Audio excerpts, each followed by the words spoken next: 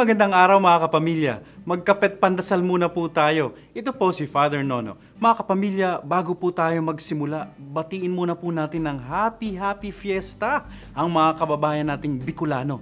Dahil kapistahan po ngayon ng kanilang patronang si Our Lady of Peña Francia. Mga tugang, Viva la Virgen! Mga kapamilya, sana po ay napanood nyo ang latest cartoons ng Walt Disney, yung Inside Out. Tungkol po ito sa isang batang nagngangalang Riley.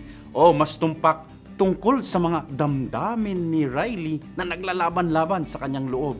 May 5 raw po tayo mga damdamin. Joy o saya, anger o galit, fear o takot, sadness o lungkot, at disgust o disgusto. Ang nagtitimon daw po o ang dapat mamuno o mga siwa sa mga damdaming ito ay si Joy, saya. Kung walang saya ang buhay, wala itong sigla, walang liwanag, walang pag-asa.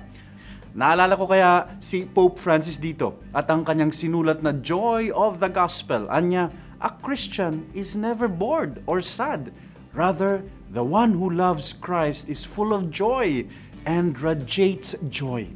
Tayo raw ay masaya hindi dahil sa kung anong meron tayo, kundi dahil tayo'y minamahal, iniirog ng Diyos. Mga kapamilya, naway mabuhay lagi tayo ng may saya at tuwa sa ating mga puso. Amen.